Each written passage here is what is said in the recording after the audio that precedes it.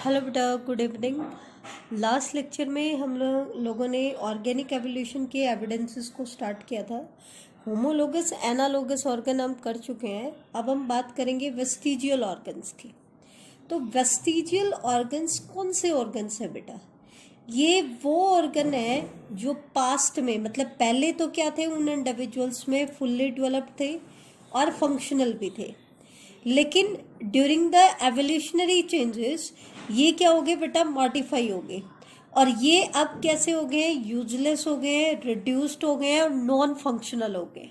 ऐसा क्यों?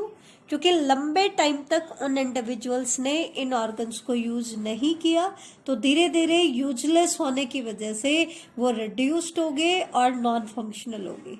हालांकि पास्ट में वो ऑर्गन जो थे वो फुल्ली डेवलप्ड थे और फंक्शनल थे। तो ऐसे ऑर्गन्स को हम क्या कहते हैं? वेस्टिजियल ऑर्गन्स कहते हैं। ह्यूमन बॉडी के अंदर लगभग 180 वेस्टिजियल ऑर्गन्स हमें देखने को मिलेंगे। जैसे कि एग्जांपल्स की अगर हम बात करें तो जैसे कि प्लीका सैमिलुनारिस, निक्टेटिंग मेम्ब्रेन जो होती है, ये एक वेस्टिजियल ऑर्गन है, नॉन फंक्शनल हो गई है, रिड्यूस्ड हो गई है। बॉडी हेयर्स जो है, ईयर मसल्स जो है, ह्यूमन में कुछ जो ह्यूमन्स होते हैं उनकी ईयर पे हमें ईयर मसल्स देखने को मिलते हैं। फोरहेड मसल्स होती है, एब्डोमिनल मसल्स होती है, और जो टेल बोन होती है बहुत रेयर हमें अब भी मिल जाती है। कुछ ह्यूमन्स में हमें टेल बोन दिखाई देती है जिसको हम कोकाइक्स कहते हैं। वर्मीफॉर्म अपेंडिक्स, ठीक है। हालांकि जब इनिशियली ह्यूमन रो फूड खाता था तो ये सेल्यूलोज के डाइजेशन में हेल्प करती थी, लेकिन क्योंकि अब हमने कुक्ड फूड को कंज्यूम करना स्टार्ट कर दिया तो ये भी क्या हो गई है, वेस्टिजियल ऑर्गन में कन्वर्ट हो गई है। ऐसे ही बेटा विजडम टेथ, जो हमारे थर्ड मोलर्स होते हैं, वो भी क्या है, वेस्टिजियल ऑर्गन है। सिमिलरली कैनाइंस, क्योंकि पहले ह्यूमन जो थे वो फ्लैश ईटिंग मेनली करते थे तो कैनाइंस ज़्यादा डेवलप थे, लेकिन अब धीरे धीरे ये भी क्या हो गए हैं, रिड्यूस्ड हो गए।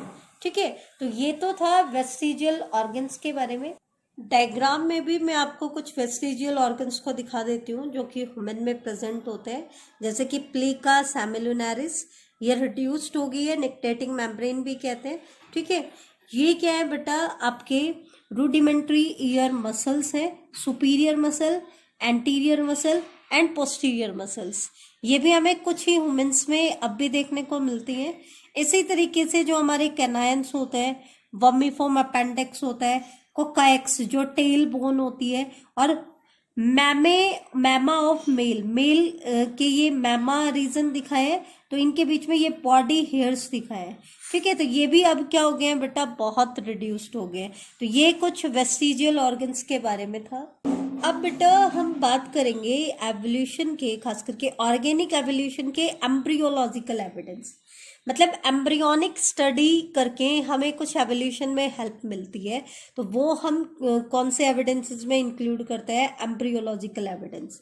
अब एम्ब्रियोलॉजिकल एविडेंसेस में दो साइंटिस्ट का इंपॉर्टेंट रोल है। एक तो है अर्नेस्ट हैकल और एक हम आगे पढ़ेंगे Karl Ernst von Baer. Ernst Haeckel को फादर ऑफ एम्ब्रियोलॉजी भी कहा जाता है। तो इसकी जो भी ऑब्जर्वेशंस थी, जो भी इसने स्टडी किया था, जो भी इसने रिजल्ट दिए, तो एम्ब्रियोलॉजिकल एविडेंसेस के बारे में इसने बात की। तो इसने क्या कहा? It is based upon the observation of certain features during embryonic stage. सिर्फ एम्ब्रियोनिक स्टेज के दौरान कुछ ऐसे फीचर्स को इसने ऑब्जर्व किया that are common to all vertebrates and absent in adults. जो एम्ब्रियोनिक स्टेज में तो सभी वर्टिब्रेट्स में कॉमन है, लेकिन अगर आप अडल्ट्स में देखोगे तो अडल्ट में एब्सेंट है। जैसे कि अगर हम बात करें बेटा वेस्टिजियल गिल स्लिट की, तो गिल स्लिट आपको फिशेस में अडल्ट में भी देखने को मिलती हैं, लेकिन एम्ब्रियोनिक स्टेज में सभी वर्टिब्रेट्स में देखने को मिलेंगी, जबकि अडल्ट्स में उनमें प्रेजेंट नहीं होती है। तो इसने जब एम्ब्रियोनिक स्टेजेस को स्टडी किया तो उसने कुछ ऐसे फीचर्स को ऑब्जर्व किया जो एम्ब्रियोनिक स्टेज में तो प्रेजेंट है सभी वर्टिब्रेट्स में, लेकिन उनके अडल्ट्स में एब्सेंट है। तो यहां से उसने एक कंक्लूजन निकाल के दिया, और वो कंक्लूजन क्या था? Ontogeny repeats phylogeny. ये जो कंक्लूजन दिया है इसको कहा जाता है बायोजेनेटिक लॉ ऑफ अर्नेस्ट हैकल। ठीक है, अब ओंटोजेनी का मतलब क्या होता है बेटा? Ontogeny means life history of an organism. भाई कोई भी इंडिविजुअल अपने बर्थ के बाद क्या चीजें शो करता है, वो रिप्रेजेंट करता है उसकी लाइफ हिस्ट्री को। और फाइलोजेनी वर्ड किसके लिए होता है बेटा? Evolutionary history of the race, कि उस स्पीसीज का एवोल्यूशन कैसे कैसे हुआ है, उसकी एवोल्यूशनरी हिस्ट्री क्या है, एवोल्यूशनरी हिस्ट्री ऑफ रेस। तो अर्नेस्ट हैकल ने तो क्या कहा, कोई भी इंडिविजुअल अपने लाइफ टाइम में अपनी एवोल्यूशनरी हिस्ट्री को शो करता है। ठीक है, जैसे कि इसमें यहाँ पे बताया गया कि जितने भी वर्टिब्रेट्स हैं वो अपनी एम्ब्रियोनिक स्टेज में गिल स्लिट को शो करते हैं, जबकि उनके अडल्ट शो नहीं करते हैं। अडल्ट में सिर्फ फिशेज में प्रेजेंट होती है। तो वो क्या शो करता है कि इन सब का ओरिजिन किससे हुआ है? फिशेज से हुआ है। फिशेज क्या है? इनके एंसेस्टर्स हैं। ठीक है, तो ये क्या कहती है कि during development each individual repeats evolutionary stage of its ancestor। इसने क्या कहा बेटा? It states that biogenetic law क्या कहता है? It states that during development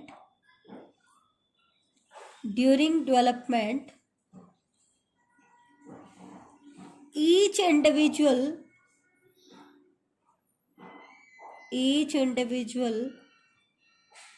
repeats the evolutionary stage of its ancestors।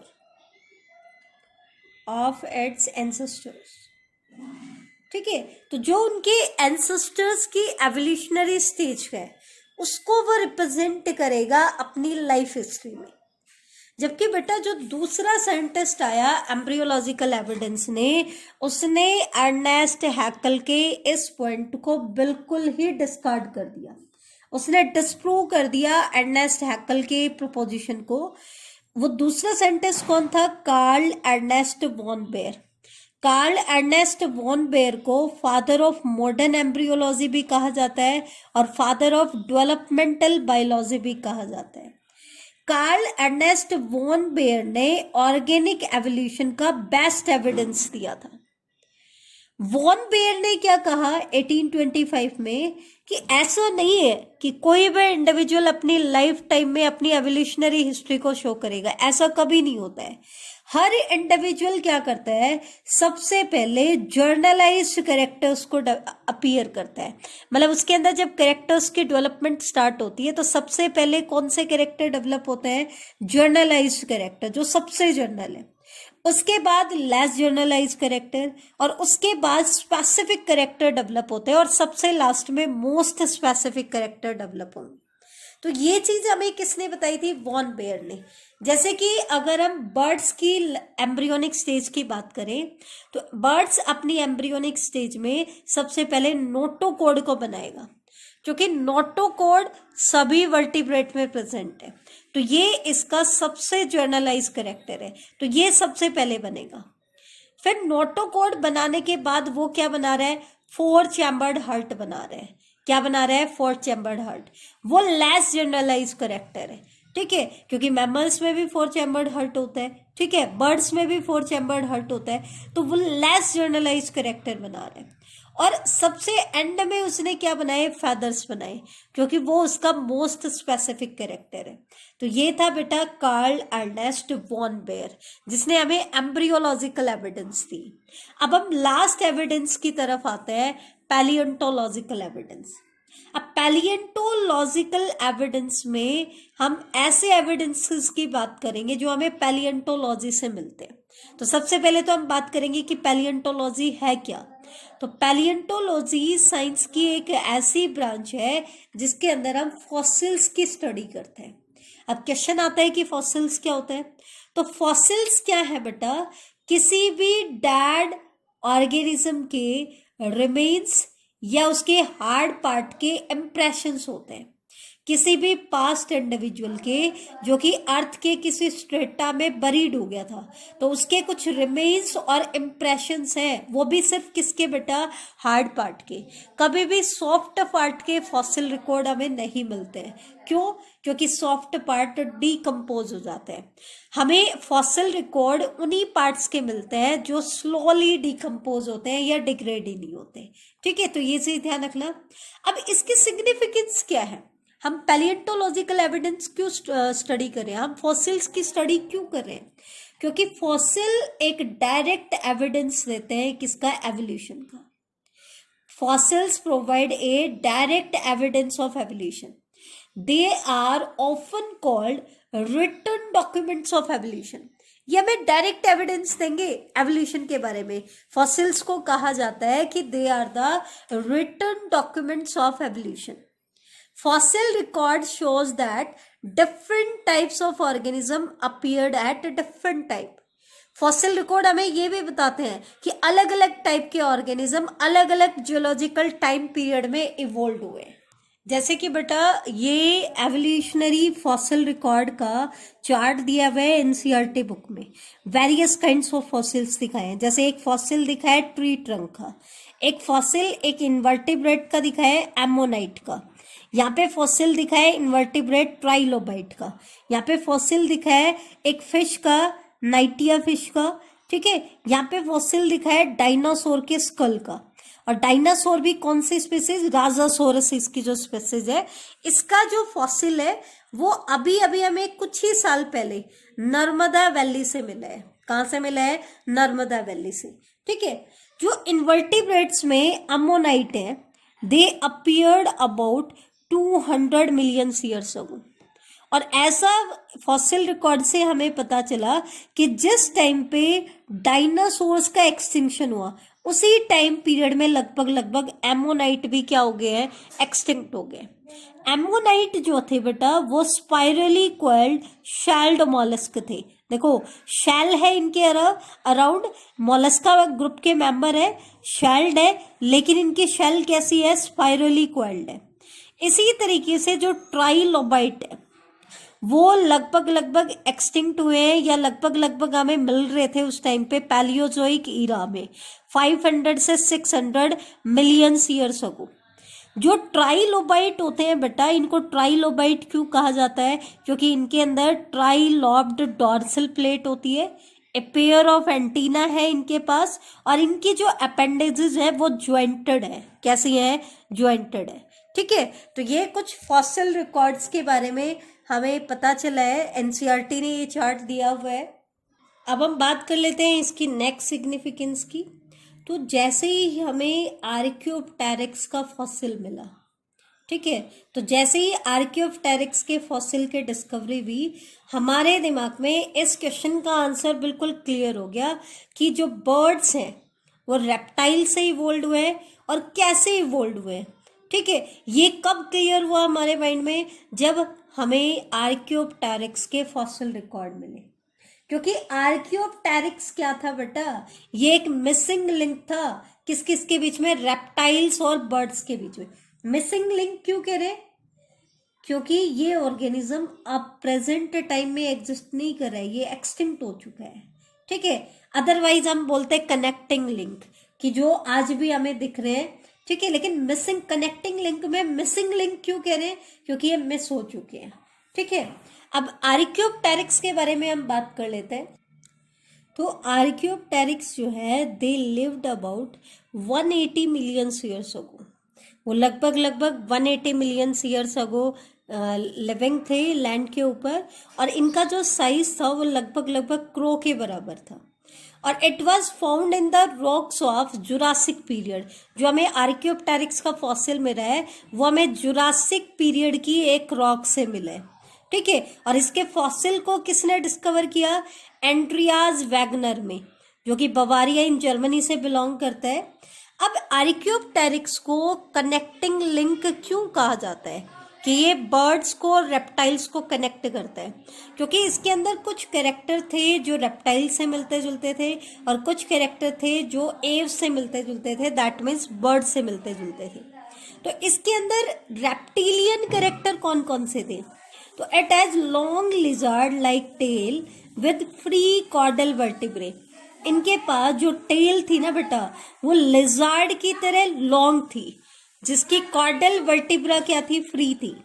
और बर्ड्स, रेप्टाइल्स, बर्ड्स में तो क्या होती है बेटा? न्यूमैटिक बोन्स होती है, जिसमें एयर फिल्ड अप होती है, जिसकी हेल्प से बर्ड्स क्या कर सकते हैं? फ्लाई कर सकते हैं। लेकिन इनके पास नॉन न्यूमैटिक बोन्स थी, होलो बोन नहीं थी, सॉलिड बोन थी। इनका जो स्टर्नम रीजन था वो वीक था, और इनके केस में टिथ भी प्रेजेंट थे, जबकि बर्ड्स में टिथ प्रेजेंट नहीं होते हैं। ठीक है, तो ये इनके रेप्टिलियन कैरेक्टर थे।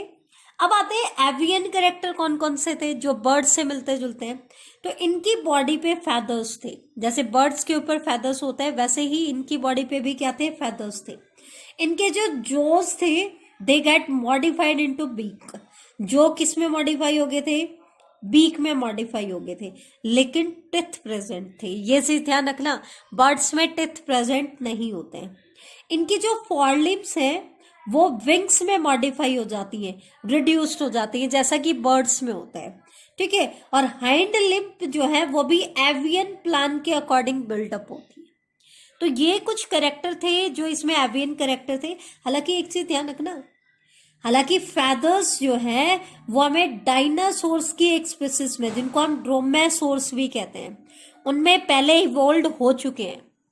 लेकिन डायनासोर्स क्या है बेटा? डायनासोर्स में ध्यान रखना रेप्टाइल्स हैं, लेकिन डायनासोर्स में वो जो फेदर्स इवोल्व हुए थे वो उनको कोल्ड से प्रोटेक्ट करने के लिए थे। लेकिन बाद में एवोल्यूशनरी हिस्ट्री के दौरान एडेप्टेशन हुई और फिर बर्ड्स बने। तो बर्ड्स ने इनको किसके लिए यूज किया? फ्लाइंग के लिए। आर्कियोप्टेरिक्स इनको फ्लाइंग के लिए यूज कर रहे हैं, लेकिन डायनासोर्स में, ड्रोमेसोरस में ये पहले ही डेवलप हो चुके हैं, लेकिन उनके केस में ये उनको कोल्ड से बचाने का काम कर रहे थे। ठीक है, आर्कियोप्टेरिक्स लिजार्ड से रिजेंबल करते हैं, इसलिए आर्कियोप्टेरिक्स को लिजार्ड बर्ड भी कहा जाता है। क्या कहा जाता है बेटा? Lizard bird. अब हम बात करेंगे नेक्स्ट पार्ट की तरफ। हमने पढ़ा कि फॉसिल्स की सिग्निफिकेंस क्या है। अब क्वेश्चन आता है कि फॉसिल्स बनते कैसे? तो फॉसिल्स की जो फॉर्मेशन होती है वो लेयर बाय लेयर होती है। एक्चुअल में क्या होता है, कोई भी प्लांट या एनिमल जो है वो तब प्रिजर्व होते हैं या फॉसिलाइज होते हैं when they are buried in the lava of volcano, in the ice, in swamps and in an oil rich soil, या फिर in rocks। क्यों? क्योंकि इन एरियाज में लिटिल ऑक्सीजन अवेलेबल होती है, और जो डीकम्पोजिशन होता है बेटा, उसका रेट भी क्या होता है? या तो स्लो होता है या एब्सेंट होता है। अब इससे क्या होता है, अगर ऐसे एरियाज में ये मटेरियल्स डिपॉजिट ना हो तो वो इजीली डीकम्पोज हो जाएंगे और उनके हार्ड पार्ट के इम्प्रेशंस हमें नहीं मिल पाएंगे। तो ऐसी ये ज़रूरी होता है फॉसिलाइजेशन के लिए कि ये प्लांट मटेरियल ऐसे रीजन्स में प्रिजर्व हो, ऐसे एरिया में बरीड हो जहाँ पे ऑक्सीजन लिटल हो, ताकि ऑक्सीडेशन ना हो। मतलब हम कहने का मतलब क्या है कि रेट ऑफ डिकम्पोजिशन क्या होना चाहिए? या तो स्लो या एब्सेंट होना चाहिए। ज़्यादातर जो फॉसिल्स हमें मिलते हैं ना बेटा, वो हमें सेडिमेंट्री रॉक से मिलते हैं, और सेडिमेंट्री रॉक्स में, वो सेडिमेंट्री रॉक्स हमें कहाँ मिलेंगी? किसी लेक के डीपर पार्ट में या सी के डीपर पार्ट में, बॉटम में हमें मिलती है। जो कोई भी मटेरियल जो रिवर के थ्रू या किसी भी कैनाल के थ्रू डिपॉजिट हो जाता है, तो धीरे धीरे वो इन बड़ी बड़ी लेक्स और सी के बॉटम में डिपॉजिट हो जाता है। धीरे धीरे उसके ऊपर सॉइल्स की परतें जमा होनी शुरू हो जाती हैं और सेडिमेंटेशन हो जाता है। अब क्वेश्चन आता है कि कंडीशंस कौन कौन सी है जो फॉसिलाइजेशन को फेवर करती है। तो एक तो है बेटा हॉट मड। अगर कोई मटेरियल हॉट मड में डिपॉजिट होता है तो डीकम्पोजिशन रेट स्लो होती है। ऐसे ही एसिडिक इन्वायरमेंट में डिपॉजिट होता है, या फिर हैवी डिपॉजिशन ऑफ सिल्ट होता है। एक्चुअल में क्या होता है, सिल्ट की डिपोजिशन हैवी हो ना तो वो उसके पार्ट को हार्ड बना देती है, जिसकी वजह से डीकम्पोजिशन क्या हो जाता है, स्लो हो जाता है। अब डायग्रामेटिकली इसको मैं आपको दिखाती हूँ, एनसीईआरटी की बुक में दिया हुआ है, how do fossils form layer by layer. तो ये क्या कह रहे हैं, let us start 100 million years अगो। हम मान लेते हैं कि हमें 100 मिलियन ईयर्स अगो से स्टार्ट होते हैं। तो हुआ क्या, some invertebrates on the sea bed die. Sea bed के अंदर जो कुछ इन्वर्टिब्रेट्स थे उनकी डेथ होगी और वो सैंड में बरीड हो गई। फिर क्या हुआ, धीरे धीरे उनके ऊपर और सैंड डिपॉजिट होनी शुरू होगी और फिर सैंड के डिपोजिशन की वजह से सैंड स्टोन की फॉर्मेशन होगी, क्योंकि ऊपर से पानी का क्या था, प्रेशर भी था। तो प्रेशर की वजह से वही सैंड किस में कन्वर्ट होगी बेटा, सैंड स्टोन में कन्वर्ट होगी। फिर क्या हुआ, मिलियंस ऑफ ईयर्स लेटर, कई मिलियंस ईयर्स के साथ बाद क्या हुआ, जैसे ये लेयर जो थी ये तो किसकी है, इन्वर्टिब्रेट्स की है। फिर क्या हुआ, dinosaurs living in the area die, उस एरिया में जो डायनासोर्स रह रहे थे उनकी डेथ होगी और and their bodies too are buried in the mud. अब किसी भी मीडियम के थ्रू उनकी बॉडी सी के बेड के ऊपर आ गई तो उसके ऊपर डिपॉजिट होगी। तो जैसे देखो यहाँ पे क्या डिपॉजिट हो गए, डायनासोर्स डिपॉजिट होगी। तो ये मड भी धीरे धीरे क्या होती चलेगी, कंप्रेस होती चलेगी और किस में कन्वर्ट होगी, रॉक में। ठीक है, अब फिर क्या हुआ, about the rock containing the earlier invertebrate fossil, जो पहले तो हमारे पास क्या थे, बॉटम में तो अर्लियर इन्वर्टिब्रेट फॉसिल्स थे, अब उसके ऊपर डायनासोर्स के फॉसिल्स डिपॉजिट होगी। ठीक है, फिर क्या हुआ, फर्दर मड की डिपोजिशन होती गई लेयर आफ्टर लेयर। तो again millions of years later the body of horse like creatures dying in the area are fossilized in rock above these earlier rocks। अब इन्हीं earlier rocks के ऊपर फिर horse की तरह के क्रिएचर्स जो थे वो फॉसिलाइज होकर गए। फिर क्या हुआ, कुछ सालों के बाद क्या हुआ, जैसे ये देखो ये अर्लियर इन्वर्टिब्रेट्स है, ये डायनासोर्स हैं, ये आपके हॉर्स लाइक क्रिएचर्स है। तो कई सालों के बाद या तो इरोजन की वजह से, या इरोजन किस वजह से हो रहा है, धीरे धीरे वाटर फ्लो की वजह से, तो ये रॉक्स क्या होगी, एक्सपोज होगी। तो मान लो हमें हॉर्स के क्या मिल गए, फॉसिल्स मिल गए, तो ये एरिया क्या होगा, हाईलाइट हो गया। तो फिर हमने क्या किया, एंड रॉक्स को डग आउट करना शुरू किया। हम डीपर लेयर्स में जाते गए, तो जैसे जैसे हम डीपर लेयर्स में गए तो हमें किसके फॉसिल मिले, डायनासोर के फॉसिल मिले। फिर हम और ज्यादा डीपर लेयर्स में गए तो हमें किसके फॉसिल मिले, इन्वर्टिब्रेट्स के। अब एंशिएंट टू रिसेंट की बात करें तो हमने क्या देखा कि जो टॉपर लेयर्स में जो फॉसिल्स हमें मिले वो सबसे रिसेंट है और जो डीपर लेयर्स में है वो क्या है, सबसे एंशिएंट है। ठीक है, तो इस तरीके से फॉसिल्स कैसे डिपॉजिट हुए बेटा, सेडिमेंटेशन की वजह से, लेयर आफ्टर लेयर। ऐसे ही और भी बहुत सारी लेयर्स बन गई होंगी, ये तो सिर्फ हमने एक प्रोसेस को डिस्कस किया है। अब नेक्स्ट क्वेश्चन आता है, determination of the age of the fossil, कि हम किसी भी फॉसिल की एज कैसे निकालें। तो बेटा क्योंकि फॉसिल्स में तो या तो आपको हार्ड पार्ट के इंप्रेशंस मिलते हैं या कुछ रिमेन्स मिलते हैं, तो भी वो बहुत रिड्यूस्ड होते हैं। तो दैट मीन्स हम फॉसिल की एज नहीं निकाल सकते। तो हम क्या करते हैं बेटा, फॉसिल की एज निकालने की बजाय हम रॉक की एज निकालते हैं। ठीक है, इन विच इट विज फाउंड, क्योंकि जिस टाइम पीरियड पे वो रॉक की लेयर बनी होगी उस टाइम पीरियड में वो ऑर्गेनिज्म एग्जिस्ट कर रहे थे, तभी तो वो डिपॉजिट हुए। तो अगर हमें उस रॉक की एज पता चल जाए तो हम पता लगा लेंगे कि आपके फॉसिल की एज क्या है। तो इसकी एज का पता लगाने के दो मेथड हैं। एक तो मेथड है रिलेटिव डेटिंग और दूसरा मेथड है बेटा एब्सोल्यूट डेटिंग। एब्सोल्यूट डेटिंग को हम रेडियो एक्टिव डेटिंग भी कहते हैं।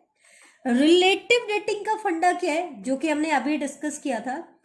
क्या फंडा है इसका, कि fossils find closer to the surface,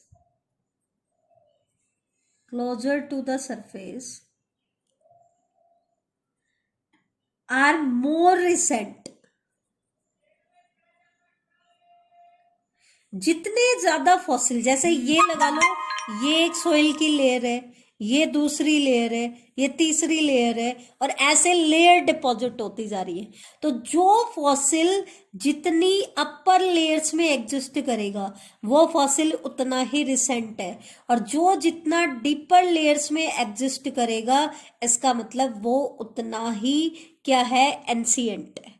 ठीक है, तो रिलेटिव डेटिंग में तो क्या है, जितना डीपर लेयर्स में मिलेगा उतना एंशिएंट होता जाएगा, और जितनी अपर लेयर्स में मिलेगा उतना ही रिसेंट होता जाएगा। अगर मान लो इन दो फॉसिल्स को हमें कंपेयर करना हो तो रिलेटिव डेटिंग हमें ये बता देगी कि ये फॉसिल रिसेंट है और ये क्या है, एंशिएंट है। और इससे भी रिसेंट कौन सा फॉसिल है, ये, क्योंकि जो जितना अपर लेयर्स में मिलेगा वो उतना ही रिसेंट होगा, और जितना डीपर लेयर्स में मिलेगा उतना ही एंशिएंट होगा। लेकिन रिलेटिव डेटिंग से हमें कभी भी एग्जैक्ट एज का पता नहीं चलता है। तो एज पता लगाने के लिए मेनली आजकल हम क्या यूज करते हैं बेटा, रेडियो एक्टिव डेटिंग या एब्सोल्यूट डेटिंग मेथड को हम यूज करते हैं। अब रेडियो एक्टिव डेटिंग या एब्सोल्यूट डेटिंग किस चीज के ऊपर बेस्ड होती है वो हम बात कर लेते हैं। तो बेटा रेडियो एक्टिव डेटिंग किस प्रॉपर्टी के ऊपर बेस्ड है, it is based on the property of spontaneous decay of unstable radioactive nuclei into stable non-radioactive nuclei at a constant and known rate type। ये क्या कह रहा है कि रॉक के अंदर हमें एक ऐसे मैटर को स्टडी करना है, ऐसे मैटर को ढूंढना है जो स्पॉन्टेनियसली डिके हो रहा है, एक कांस्टेंट रेट के साथ डिके हो रहा है, लेकिन वो अनस्टेबल है। और जब वो स्पॉन्टेनियस डिके शो कर रहा है तो वो अनस्टेबल रेडियो एक्टिव न्यूक्लियाई किसी stable non radio active molecule में कन्वर्ट हो रहे हैं। ध्यान देना, जो डिके शो कर रहा है वो एक अनस्टेबल मॉलिक्यूल है और वो रेडियो एक्टिव मॉलिक्यूल है, लेकिन वो जिस स्टेबल फॉर्म में कन्वर्ट हो रहा है वो कैसी है, नॉन रेडियो एक्टिव है। और इनका जो कन्वर्जन है वो एक कांस्टेंट रेट से होता है। जैसे कि हम अलग अलग टाइप की radio active dating method use करते हैं, जैसे कि यूरेनियम लेड डेटिंग। तो इसमें जो अनस्टेबल मॉलिक्यूल है जो रॉक के अंदर है वो क्या है, यूरेनियम 238। अब ये एक कांस्टेंट रेट के साथ किस में कन्वर्ट हो रहा है, लेड में कन्वर्ट हो रहा है। ऐसे ही पोटेशियम आर्गन डेटिंग आती है जिसमें पोटेशियम 40 एक कांस्टेंट रेट आर्गन 40 में कन्वर्ट हो जाता है।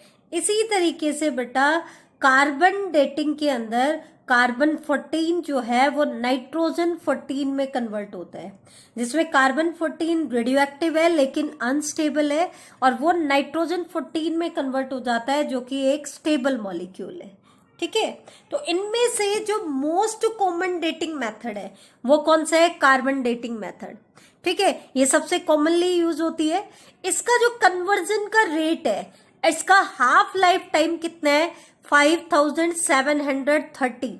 आपकी बुक्स में 5600 लिखा हुआ मिलेगा। ठीक है, आपकी बुक्स में कितना लिखा हुआ मिलेगा, 5600, लेकिन एग्जैक्टली कितना होता है, 5730 ईयर्स इसका हाफ लाइफ टाइम है।